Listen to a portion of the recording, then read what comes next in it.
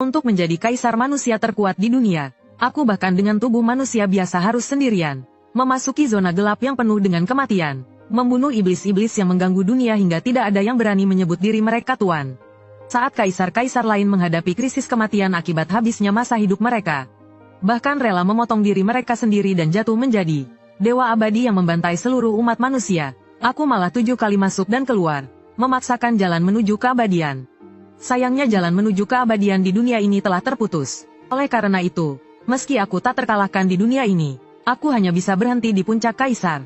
Hingga pada percobaan ke-7 menuju keabadian, tiba-tiba aku menerima pesan dari bumi yang meminta pertolongan. Barulah aku menemukan sedikit peluang menuju keabadian. Sebenarnya, setelah menjadi kaisar, aku pernah mencari jejak bumi. Namun aku telah mengelilingi dunia Tianyuan, dan juga galaksi-galaksi di sekitarnya, tapi tidak menemukannya. Karena bumi dan dunia tempatku berada, terletak di alam semesta paralel yang berbeda. Meski aku bisa menghancurkan tembok dimensi dan pergi ke alam semesta paralel lain, namun jumlah alam semesta paralel sangat banyak. Jika tidak memiliki koordinat yang tepat, mencari planet sekecil itu akan seperti mencari jarum di lautan. Namun sekarang, karena aku telah menerima permintaan bantuan dari bumi, tentu aku bisa menghitung dan mendapatkan koordinatnya. Saatnya pergi ke planet asalku. Aku langsung melangkah keluar, lalu tampak jalan cahaya emas terbentang, melintasi seluruh batas alam semesta. Meski ruang berputar dan medan kekuatan bergolak, jalan abadi ini tak terhalang. Semua orang bijak bisa merasakan aura kaisar melalui jalanan ini. Semua orang terkejut dan menghormati saat aura kaisar terasa. Mereka semua membungkuk untuk mengantar kaisar berangkat. Pada saat yang sama, di bumi, lihatlah, apa itu di langit? Sepertinya pesawat luar angkasa. Orang-orang di bumi, saat itu terkejut dan menatap ke langit. Mereka melihat langit yang penuh dengan bintang-bintang. Ternyata itu adalah kapal-kapal perang. Mereka bersinar dengan cahaya logam dingin. Beberapa kapal bahkan sebesar planet. Kapal-kapal perang yang berbaris, seperti tembok baja raksasa di ruang angkasa, menuju galaksi, terus mendekatkan diri ke bumi. Menuju bumi, semakin dekat dengan bumi. Orang-orang di bumi bahkan hanya dengan memandang kapal perang raksasa ini, bahkan hanya dengan melihatnya, orang-orang sudah merasakan ketegangan yang mengerikan. Di sisi lain, di puncak gunung Tai di bumi, beberapa pria parubaya berdiri di dalam ruang komando, seperti yang disampaikan oleh pesan dari negara-negara penerang. Kali ini, penjajah asing datang dengan kapal perang. Sepertinya mereka mengikuti jalur teknologi tertentu. Seorang prajurit yang bertugas mengamati, menyampaikan laporan hasil pengamatannya. Mendengar kabar ini, yang lain langsung menjadi sangat serius. Sudahkah kita berkomunikasi? Apakah mereka bermusuhan dengan kita? Seorang pria parubaya dengan tatapan serius bertanya. Pesan yang kita kirim, semua tidak mendapat balasan. Mereka hanya mengirimkan satu kalimat berulang-ulang. Lihat, takluk, tunduk, maka kau tak akan mati. Tatapan pria parubaya itu sedikit berkilau. Apakah maksudnya mereka ingin menaklukkan bumi? Mendengar itu, ekspresi wajah semua orang langsung menjadi serius. Seseorang segera berkata, tidak perlu terlalu khawatir. Bagaimanapun, sejak bumi kita mulai mengalami mutasi, berbagai ras asing sudah berusaha menaklukkan kita. Namun kita memiliki medan kekuatan. Mereka tidak bisa masuk sama sekali. Tapi kali ini berbeda, pria parubaya itu berkata dengan serius. Ini adalah ras asing yang mengikuti jalur teknologi. Jangan lupa, medan misterius bumi kita hanya mempengaruhi makhluk kuat individu. Makhluk yang lebih lemah justru tidak akan terhalang banyak. Setelah mendengar itu, semua orang langsung merasakan keadaannya tidak baik. Sejak bumi mengalami perubahan setahun yang lalu, tidak hanya kejadian-kejadian supranatural di seluruh dunia terus terjadi, tapi di luar bumi, ras asing juga mulai muncul. Seperti hari ini, mereka semua mengancam untuk menaklukkan bumi. Ras asing ini memiliki kekuatan individu yang sangat kuat. Beberapa pejabat tinggi pernah menggunakan teleskop astronomi untuk melihat bahwa orang asing pernah menghancurkan sebuah planet dengan satu pukulan. Hal ini benar-benar melampaui imajinasi mereka. Namun, alasan mengapa bumi tetap aman setelah berhubungan dengan begitu banyak ras asing dan masih bisa selamat selama setahun, adalah karena medan misterius bumi. Kekuatan ini semakin kuat saat bertemu dengan kekuatan yang lebih besar. Semakin kuat makhluk hidup, semakin tidak bisa mudah melewati medan tersebut. Jika tidak, mereka akan mati. Sebaliknya, makhluk yang lebih lemah bisa melewati kekuatan ini. Namun kekuatan teknologi adalah hal yang tak terduga. Karena mereka bukan makhluk hidup, mereka sama sekali tidak terhalang oleh kekuatan medan misterius bumi. Seberapa kuat kekuatan teknologi mereka? Orang tengah itu segera bangkit dan bertanya. Setelah dia berbicara, seorang ilmuwan memasuki ruang rapat. Dia membawa laporan. Dengan ekspresi serius, dia berkata, laporan, menurut pengamatan kami, mereka datang melintasi ruang angkasa. Di dalam kapal perang mereka terdapat gelombang energi besar. Kemungkinan lebih kuat 1000 kali lipat dari gelombang energi yang dihasilkan oleh senjata nuklir bumi. Dengan kekuatan teknologi kita bahkan tidak bisa menghalangi mereka selama 1 hari. Sebuah aura keputusasaan tiba-tiba menyelimuti hati semua orang. Sementara itu, di luar angkasa bumi, di dalam armada, sebuah kapal utama sebesar planet, Kapten, bumi telah menembakkan senjata ke arah kami. Seorang makhluk asing yang mengenakan pakaian aneh, yang tampak seperti gurita, melapor kepada sosok yang dikenal sebagai Kapten. Senjata dari kelas apa? Sosok yang disebut Kapten itu berkata dengan tenang. Menurut analisis kami, ini adalah senjata nuklir radiasi, yang sudah kami tinggalkan sejak 10.000 tahun lalu. Kerusakan senjata ini tidak akan membahayakan kapal kami. Setelah tentara asing berbaju gurita itu selesai berbicara, ia menunjukkan senyum mengejek, rasanya seperti anak kecil, yang mengancam untuk bertarung sampai mati dengan kita, namun ternyata hanya menyemprotkan air dengan pistol mainan. Hahaha, bumi benar-benar telah jatuh. Dulu, mereka adalah salah satu dari 10 besar bangsa. Sekarang, tidak hanya mereka tidak memiliki evolusioner yang kuat, mereka bahkan tidak dapat mengembangkan teknologi yang layak. Kapten itu tertawa sinis. Semua bangsa berpikir kami adalah bangsa teknologi, yang hanya mengandalkan kekuatan luar. Namun, mereka tidak tahu bahwa kelemahan fisik hanya bisa diatasi dengan mesin yang terbang. Sesuai rencana, serang bumi secara menyeluruh. Kapten mengayunkan tangan besar dan langsung membuka saluran komunikasi armada. Perintah itu segera disalurkan ke telinga semua orang. Sekejap kemudian, dari benteng armada di ruang angkasa, terdengar sorakan kegembiraan. Gelombang energi menyebar dari tubuh kapal, membuat segala sesuatu di sekitarnya hancur. Di luar bumi, Pluto mengalami gelombang energi yang begitu kuat, hingga meledak menjadi puing-puing di ruang angkasa. Saat itu di bumi, di ruang komando berbagai negara bumi, semua pemimpin merasakan dunia mereka runtuh. Mereka mulai menyerang. Sepertinya senjata nuklir kita bahkan tidak mampu menembus pertahanan mereka. Bahkan di atas armada, makhluk asing sudah mencoba menguji kekuatan medan dengan mencoba melewatinya. Kemudian, sesuatu yang benar-benar membuat umat manusia putus asa terjadi. Makhluk asing yang melewati medan itu tidak hanya tidak mati, namun setelah meminum obat tertentu, mereka bahkan kembali bertenaga seperti baru lahir. Dengan peralatan, mereka bahkan bisa melihat makhluk asing di kapal perang sudah mulai merayakannya. Bahkan beberapa makhluk asing mulai mengirimkan deklarasi penaklukan ke bumi. Kami datang untuk menaklukkan. Kalian hanya bisa tunduk. Ingatlah nama suku kami. Kami adalah tabu. Namun, tepat sebelum kata-kata mereka sepenuhnya selesai, tiba-tiba, ruang dan waktu tampaknya berhenti sejenak. Kemudian, baik di bumi maupun di sisi armada, mereka menyaksikan pemandangan mengerikan yang sulit mereka lupakan. Terlihat sebuah jalan emas yang seolah terbakar, muncul dari kedalaman ruang angkasa. Di atasnya, gelombang energi bergulung, runa-runa berkilau, gemerlap dan menyilaukan. Dan yang lebih mengejutkan adalah, terlihat sosok cemerlang berdiri di atasnya, dikelilingi oleh bintang-bintang, dengan perlindungan dari naga sejati, Phoenix merah, dan 4 simbol lainnya. Sangat misterius. Siapa itu? Siapa yang berani melebihi kapal perang kami? Melihat sosok itu, makhluk asing akhirnya tersadar. Mereka membuka mulut dengan rasa marah namun juga ketakutan. Tidak jelas. Kami telah mengumpulkan informasi tentang para petarung terkuat dari berbagai ras di alam semesta. Tentara gurita mengeluarkan alat, sambil sibuk mencari data. Ia berkata, berapa kekuatan tempurnya? Kapten tidak bisa menahan diri untuk bertanya. 100 miliar, bukan, 1000 miliar, 10.000 miliar, triliun. Sepertinya ada masalah dengan alat ini. Alatnya tidak bisa menampilkan kekuatan tempur lawan. Tentara gurita melihat angka yang terus berubah pada alatnya. Ia tampak agak bingung, namun ia tidak menyimpulkan bahwa itu karena lawan terlalu kuat. Ia justru menyalahkan alat tersebut.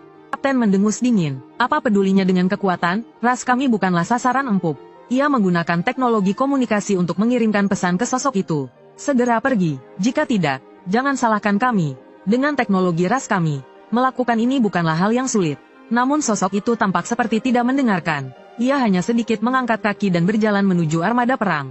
Sejurus kemudian, telapak kakinya, seperti gunung besar yang menumbangkan langit, menekan turun.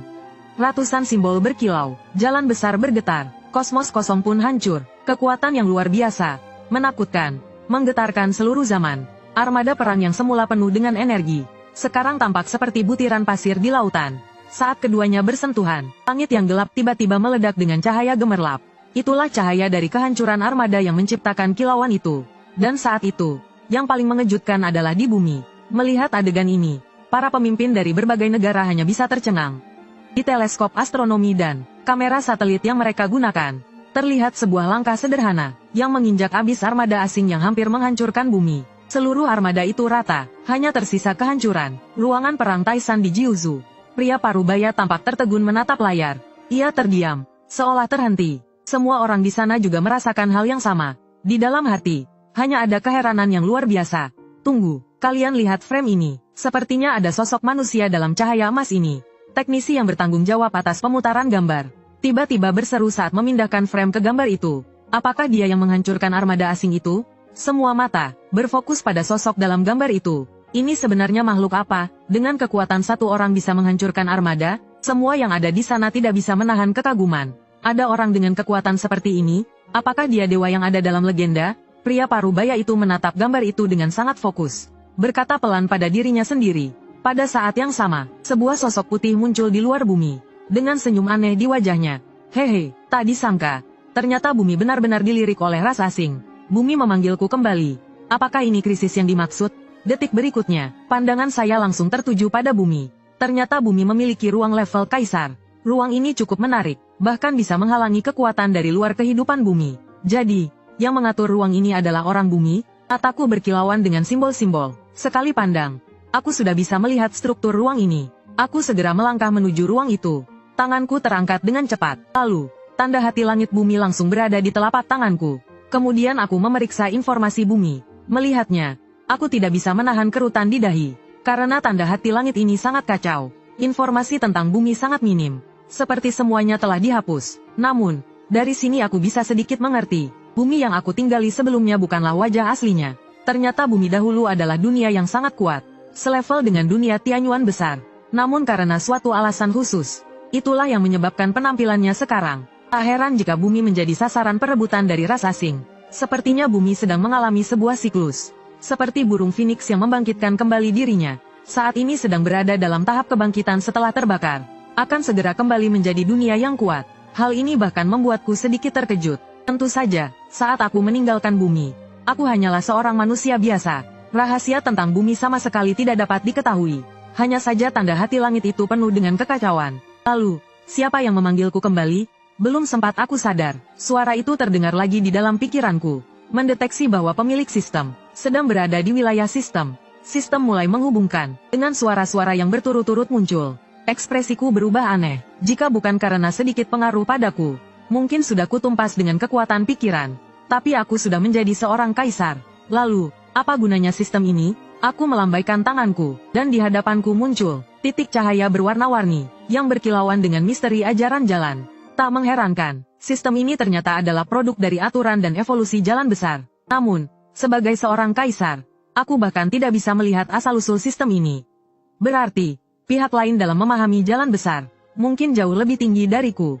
Pada saat itu, sistem berbicara lagi. Tugas pemula dirilis. Harap tuan rumah di pertemuan reuni teman sekolah menamparkan muka orang kaya Tangsan. Tugas ini tidak bisa ditolak atau dihindari. Gagal akan dihukum dengan menghilangnya sistem. Sukses akan mendapatkan hadiah spesial yang sesuai dengan tahapanku.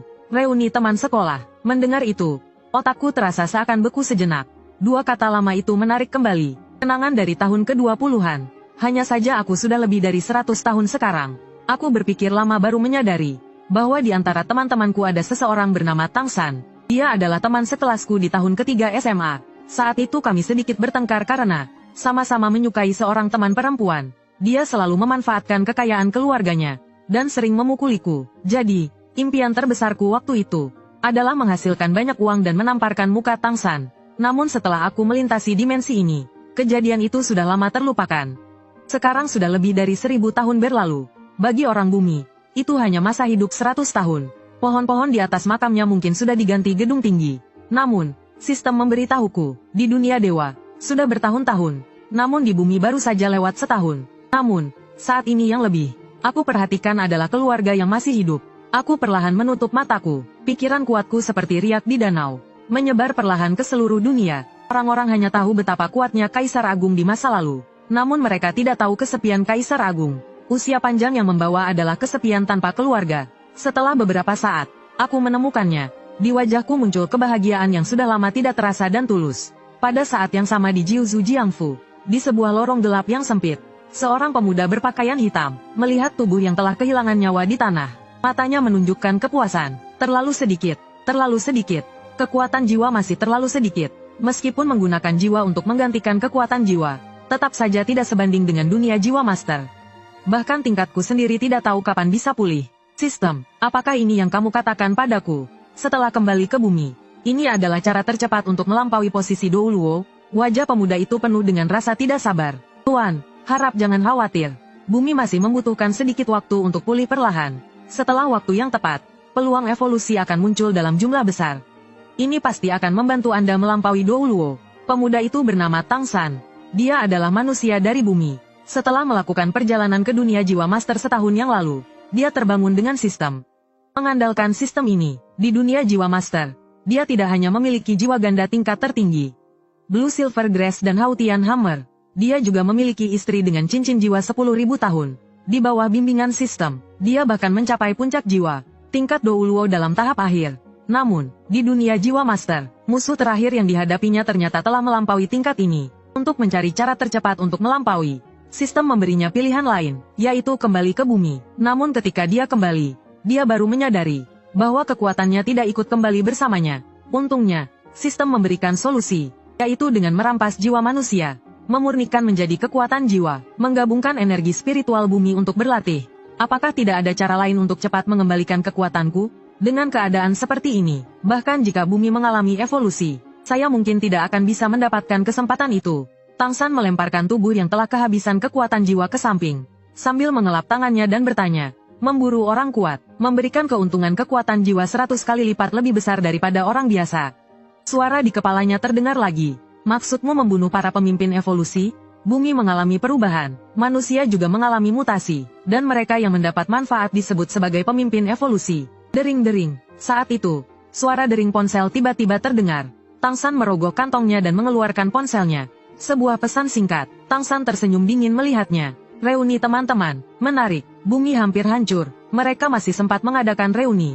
Benar-benar sekelompok orang muda yang tidak tahu batas. Namun, saat dia bersiap untuk menutup pesan singkat yang membosankan ini, tiba-tiba bagian akhir pesan menarik perhatiannya. Menarik, ternyata ada seseorang di antara teman-teman yang menjadi pemimpin evolusi.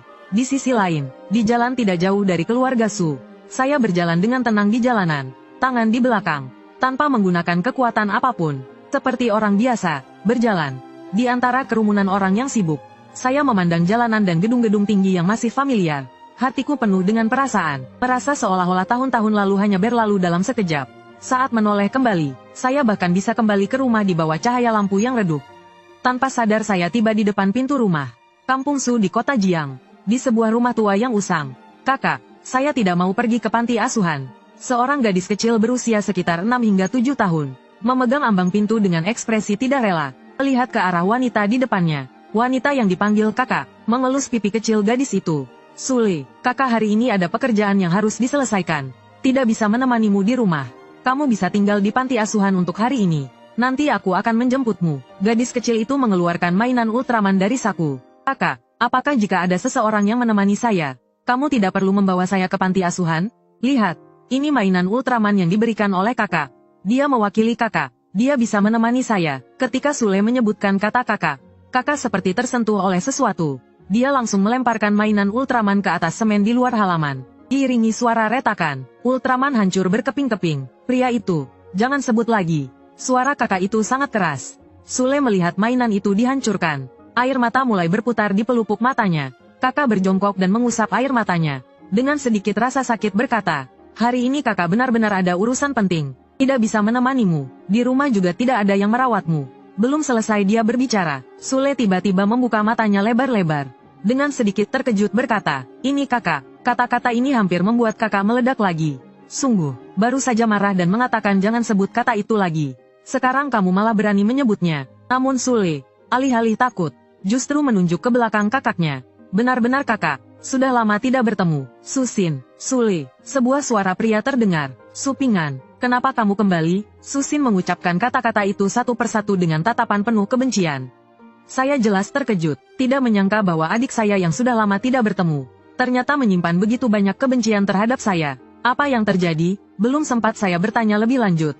Tiba-tiba suara dering ponsel terdengar. Itu telepon dari Susin. Dia segera menjawab telepon. Kapten, ada lagi yang dibunuh di Jalan Selatan. Kali ini, pelakunya adalah seorang evolusioner. Baik, mengerti. Saya akan segera ke sana. Setelah Susin selesai berbicara, dia menatap adiknya, Sule. Namun saat itu Sule, seperti gantungan yang terikat erat di tubuhku, terlihat seperti dia tidak ingin pergi sama sekali. Saya mengerti maksudnya, percayakan Sule padaku. Di dunia ini, tidak ada yang bisa menyakiti dia. Jelas Susin merasa bimbang. Terlihat dia benar-benar tidak ingin menyerahkan adiknya pada kakak ini, seolah-olah menyerahkannya akan lebih berbahaya. Jika para orang tua-tua di Tian Yuanlu melihat pemandangan ini, mungkin mereka semua akan ternganga. Ini adalah seorang kaisar besar yang berjanji untuk melindungi seseorang. Namun kamu seorang manusia biasa malah tidak percaya. Jika dia sampai terluka, aku takkan memaafkanmu meskipun aku mati. Akhirnya Susin menyerah. Dia terpaksa melepaskan ancamannya dan langsung pergi. Apakah karena saya menyembunyikan kekuatan saya seperti manusia biasa, maka kamu tidak percaya saya bisa melindungi Sule? Sebagai seorang kaisar besar, segenggam kekuatan yang aku tunjukkan, bagi manusia adalah hal yang mematikan. Itulah mengapa saya sengaja menyegel kekuatan dan aura saya, dengan 1000 segel untuk menahannya, agar tidak ada sedikit pun yang bocor. Orang tuamu itu setelah kamu kabur dari rumah, mereka terus mencarimu. Kemudian mereka mendengar, di Gunung Longhu terjadi tanah longsor dan mereka pingsan sejak saat itu. Sule menggenggam tanganku dan masuk ke dalam rumah. Dia mulai menceritakan segala sesuatu yang terjadi di rumah. Kabur dari rumah, kenangan lama saya seakan terungkap lagi. Ah ya, itulah sebabnya mereka pergi mencari kamu. Itu yang menyebabkan semuanya terjadi. Jadi mengapa kakakmu membencimu? Saat itu saya tiba-tiba mengerti. Tidak heran Susin tampak seperti ingin memakan aku hidup-hidup. Saya ingat dulu saya berselisih dengan orang tua hanya karena satu hal. Pada akhirnya, itu hanya karena kekanak-kanakan. Hingga aku memutuskan untuk kabur dari rumah. Tentu saja, itu hanya perkataan belaka. Namun siapa yang tahu? Setelah aku kabur, kejadian buruk terjadi. Aku tiba-tiba terlempar ke Tian Yuanlu. Pada saat itu, Sule membawaku ke kamar orang tua kami. Setelah membuka pintu, yang terlihat adalah 2 ranjang yang tertata rapi. Di atasnya terbaring sepasang pria dan wanita parubaya. Di samping ranjang ada berbagai alat medis untuk pemantauan. Melihat labelnya, sepertinya itu impor. Harganya pasti tidak murah. Orang tua bisa dibawa pulang dari rumah sakit dan dirawat di rumah. Semua ini berkat pekerjaan baik yang didapatkan oleh kakakku. Ngomong-ngomong, Sule menunjukkan ekspresi yang penuh pengertian. Jadi, kakak, bisakah kamu tidak menyalahkan kakak? Tahun ini kakak sudah berusaha sangat keras. Kakak, menurutmu, apakah orang tua kita tidak akan terbangun lagi? Sule berjalan menuju ranjang orang tuanya dan melihat kondisi mereka. Dengan sedikit kesedihan, ia berkata, aku mengelus kepala Sule. Sebenarnya, orang tua kita tidak sedang pingsan. Mereka sedang mengalami kebangkitan tubuh. Sederhananya, tubuh mereka sedang mengalami perubahan. Jadi mereka sementara terjatuh dalam keadaan pingsan. Wajah Sule tiba-tiba menunjukkan ekspresi yang sedikit bersemangat. Jadi orang tua akan terbangun, kan? Kamu tahu dari mana? Karena mata kakak sangat istimewa. Dapat melihat banyak hal yang tidak diketahui orang biasa. Aku menunjuk ke mataku. Sule menganggukkan kepala. Jadi kakak, apakah kamu pergi dari rumah selama ini? Karena mata kamu, mendengar pemikiran adikku. Aku tidak merasa aneh. Lagi pula dia hanya seorang gadis kecil berusia 5 atau 6 tahun. Aku tidak pergi karena mataku, melainkan karena tanpa sengaja. Aku pergi ke dunia lain. Itulah sebabnya aku istimewa. Pergi ke dunia lain, Sule berpikir sejenak. Apakah itu seperti dunia alien yang sering disebutkan di berita? Aku menganggukkan kepala. Aku tahu tentang itu. Sule terlihat sedikit bersemangat. Aku mendengar dari kakak bahwa alien itu sangat kuat. Satu pukulan saja bisa menghancurkan bumi. Kalau tidak ada sesuatu yang menghalangi, kita semua akan diculik oleh alien. Omong-omong, tiba-tiba adikku sepertinya ingat sesuatu. Dia melompat turun dari kursi, lalu dengan lompat-lompat membuka laci kamar. Kemudian mengeluarkan sebuah ponsel, memberikannya padaku. Hehe, kakak tidak membolehkan aku pakai ponselmu. Jadi aku sembunyikan di kamar orang tua. Dia tidak akan mencarikannya, dan aku juga sering mengisi daya ponsel ini. Aku memandang benda ini yang familiar namun asing, sedikit terkejut. Kemudian, adikku melanjutkan. Beberapa hari yang lalu, seorang temanmu menelepon. Tanya apakah kamu sudah kembali. Dia juga minta aku memberitahumu untuk datang ke reuni teman-teman. Setelah berbicara dengan adikku, dia kemudian pergi untuk mengerjakan PR-nya. Reuni teman-teman, aku bergumam. Namun di dalam kepalaku, muncul petunjuk tugas dari sistem. Siapa yang menciptakanmu? Aku menyampaikan pikiranku. Pertanyaan tersebut di luar kemampuan jawabanku. Aku tidak terkejut dengan jawaban ini. Lalu aku mengganti pertanyaan. Bisakah kamu membawaku ke dunia dewa? Kali ini, jawaban dari sistem berbeda. Sistem ini ada untuk membantu Tuan menjadi yang terkuat di dunia. Tentu saja bisa pergi ke dunia dewa. Aku sedikit bingung. Jalan menuju keabadian sudah terputus. Bagaimana kamu bisa membawaku ke dunia dewa? Silakan selesaikan tugas pemula terlebih dahulu. Aku terdiam sejenak, jelas sedikit bingung. Setelah berkomunikasi dengan sistem, meskipun tidak mencapai tujuan, namun ada cara baru untuk pergi ke dunia dewa. Lagi pula hanya perlu menghadiri reuni teman-teman dan memalukan teman-teman lama. Sebenarnya itu tidak sulit. Saat malam tiba, pemberitahuan terbaru dari waktu kejadian aneh minggu ini. Beberapa kasus pembunuhan baru-baru ini terjadi di Jiangcheng. Motif pembunuhan pelaku masih tidak jelas. Kami menghimbau kepada warga untuk menghindari keluar malam. Usahakan untuk memilih jalan yang ramai. Sule terus mengganti saluran dengan remote. Klik, kunci pintu berputar. Kakak, Susin, membuka pintu dan masuk. Dia datang ke depan kami di ruang tamu. Dibandingkan dengan siang, wajahnya tampak sedikit lelah. Setelah mengganti pakaian, dia tiba-tiba tampak teringat sesuatu, dan menatapku dengan tatapan marah. Apa yang kamu lakukan di sini? Kamu masih ingat rumah ini? Kamu tahu setelah kamu kabur, orang tua kita mencarimu. Mereka sampai tidak bisa bergerak di tempat tidur, kan? Sule terus-menerus bertanya. Aku tidak mengatakan apapun, membiarkannya melepaskan emosinya. Namun, Sule bangkit dari kursi. Dengan suara pelan menjelaskan, kakak bukan tidak pulang, tapi dia pergi ke dunia alien dan tidak bisa kembali lagi. Selain itu, kakak bilang orang tua kita bukan sedang koma, tapi sedang mengalami kebangkitan fisik. Mereka akan segera sadar. Susin mendengar perkataan adiknya ini. Dia memberi pandangan tajam ke arahku lalu mendengus. Kamu memang pandai menipu anak kecil. Aku hanya bisa menggelengkan kepala dan tersenyum pahit.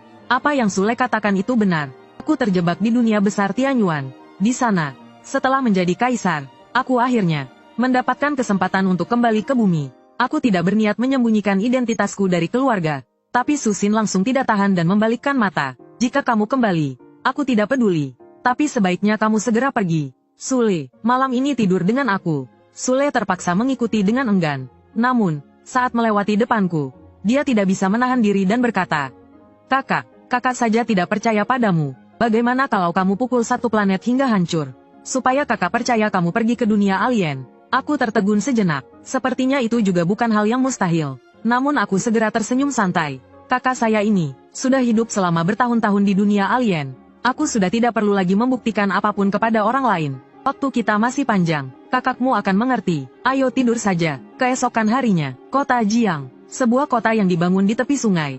Dan di tepi sungai ini, terletak hotel terbesar di Jiangcheng, Jianghai Grand Hotel. Ini adalah hotel bintang 5 yang paling terkenal di kota ini. Saat ini, di depan hotel, 10 orang muda sedang berkumpul bersama. Tidak disangka, setelah lulus, ketua kelas ternyata sukses berbisnis. Sekarang, mungkin kekayaannya sudah mencapai jutaan yuan. Menurut yang saya dengar, teman sekelas kita, Liu Xiaoyin, dikatakan telah diperhatikan oleh grup biogen yang masuk dalam 100 besar dunia. Ketua kelas ini pasti menggunakan reuni sebagai alasan untuk mendekati Liu Xiaoyin. Biogen, itu yang dikatakan sudah mengembangkan teknologi yang dapat mengobati penyakit langka. Pokoknya, dalam reuni ini, kita hanya menjadi pelengkap. Pemeran utamanya adalah ketua kelas dan Liu Xiaoyin. Para teman sekelas bercakap-cakap di depan pintu hotel. Tak lama kemudian, sebuah mobil Maybach sudah muncul di hadapan mereka, dan orang yang turun dari mobil tersebut adalah ketua kelas. Begitu dia muncul, sekelompok teman langsung mendekatinya dan memberi salam. Beberapa saat kemudian, sebuah mobil Alphard putih berhenti di depan hotel. Tampak seorang gadis keluar dari mobil. Xiaoyin, akhirnya kamu datang juga. Ketua kelas langsung berjalan cepat menuju ke arahnya. Dengan semangat memberi salam, jika sebelumnya memberi salam kepada teman-teman adalah formalitas. Sekarang jelas terlihat ada sedikit ketertarikan. Liu Xiaoyin akhirnya membuka mulut. Ketua kelas, Suli mana? Begitu mendengar nama Suli, ketua kelas tertegun sejenak. Sebenarnya, makan malam hari ini benar seperti yang dikatakan teman-teman. Adalah acara yang dia adakan untuk mendekati Liu Xiaoyin. Namun reuni ini bukanlah permintaan Liu Xiaoyin, melainkan Suli. Setelah sadar, ketua kelas buru-buru menjawab. Suli sudah menjanjikan padaku. Dia akan datang ke reuni ini suatu saat. Tapi aku tidak tahu pasti kapan. Baiklah, kalau begitu, pastikan Suli datang. Kalau tidak, aku tidak suka acara reuni seperti ini. Liu Xiaoyin mengangkat bahu. Kalau begitu, mari kita masuk dulu. Ketua kelas buru-buru tersenyum. Iya, kami masuk dulu. Mereka pun masuk. Tiba-tiba, kalian lihat, apakah itu Tangsan dan Supingan? Tiba-tiba terdengar suara yang berbeda dari teman-teman. Semua orang pun segera menoleh ke arah jauh. Di pintu hotel, tampak dua sosok muncul. Satu di depan, satu di belakang. Salah satunya adalah aku yang sedang berjalan. Sedangkan yang lainnya, adapun orang yang baru turun dari mobil BMW itu adalah Tangsan. Wah, ini terlalu kebetulan. Ya, beberapa teman langsung berseru. Pertama, Supingan ini. tiba-tiba menghilang sebelum kelulusan. Kemudian, Tang San ini, tak lama setelah yang pertama menghilang, dia tiba-tiba jatuh sakit parah. Hingga menjadi seperti tanaman, terbaring di tempat tidur. Saat itu, banyak reuni setelah kelulusan. Kedua orang ini karena masalah khusus tidak hadir. Namun hari ini mereka muncul bersama. Apakah ini kebetulan? Segera, dengan pimpinan ketua kelas, orang-orang langsung menuju ruang privat. Sementara itu, Tang San yang baru turun dari mobil BMW, melihat Liu Xiaoyin yang sudah jauh pergi, tersungging senyum dingin di sudut bibirnya. Liu Xiaoyin ternyata seorang evolusioner, dan gelombang jiwanya sangat unik. Dia jauh lebih kuat daripada para evolusioner yang pernah aku bunuh sebelumnya. Wajahnya yang awalnya suram tiba-tiba mengarah ke sebuah senyuman. Lalu dia berjalan menuju teman-temannya. Pada saat yang sama, Tang San, sebuah suara asing terdengar di belakangnya. Tang San langsung melompat, seperti kucing yang terkejut. Dia segera membungkuk. Siapa itu? Dia terkejut. Cepat-cepat menoleh dan melihat ke belakang. Saya berdiri di belakangnya, melambaikan tangan untuk menyapa. Apa kamu baik-baik saja? Saya sedikit terkejut melihat reaksinya dan bertanya. Bagi orang biasa, mungkin Tang San terlalu gugup. Tapi tanpa dia sadari, gelombang kejut sudah melanda pikirannya. Dia adalah seorang Douluo dengan 2 jiwa-jiwa. Tang San, kekuatan jiwanya sangat besar. Di dunia jiwa, tidak ada yang sebanding. Tidak ada yang bisa mendekat tanpa dia merasa. Dengan kedekatan yang begitu diam-diam, tanpa dia tahu. Dan pemuda itu berhasil melakukannya. Kamu supingan, Tang San mengingat pemuda itu. Tatapannya terkunci pada lawannya, seolah-olah ingin mencari rahasia dari dirinya. Namun setelah sejenak, dia menyerah. Dalam indera, pemuda itu sangat biasa. Bahkan bukan seorang evolusioner. Lalu dia mencoba menenangkan dirinya. Mungkin karena masalah kemampuan indera di bumi. Tang San menatap saya dengan tajam, lalu berbalik pergi. Tidak berniat untuk melanjutkan percakapan. Tidak lama kemudian, semua orang sudah duduk di meja makan. Sekarang giliran ketua kelas dan Liu Xiaoyin yang menjadi pusat perhatian. Semua orang mulai bersulang kepada mereka, untuk menunjukkan perhatian dan mengenal mereka lebih dekat. Pada saat itu, suara ketukan terdengar tiba-tiba. Seorang sosok ramping muncul di pintu. Halo semuanya, sudah lama tidak bertemu. Suli, sudah Mei ternyata datang juga. Ini luar biasa. Setelah dia berbicara, teman-teman akhirnya sadar kembali. Mereka berusaha menutupi rasa canggung dan mulai menyapa. Pada saat itu, Liu Xiaoyin yang duduk di tempat utama, akhirnya berdiri. Dengan sedikit kegembiraan di matanya, dia mulai menyapa. Karena dia datang untuk tujuan ini. Suli, dia adalah bunga kelas yang tak terbantahkan di kelas kami. Namun, ini bukan alasan utama Liu Xiaoyin tertarik padanya, melainkan latar belakang keluarga Suli. Dia adalah anak haram dari Presiden Grup Senyin di Jiuzhou. Bagaimana seorang anak haram bisa terhubung dengan mereka? Ini adalah cerita yang tersebar di kalangan teman-teman. Karena Suli adalah anak haram. Sebelum dia dewasa, dia dibesarkan secara lepas. Hanya setelah lulus sekolah, dia diakui oleh Presiden Grup. Namun, Liu Xiaoyin tahu lebih banyak dari itu. Karena Suli tidak hanya itu,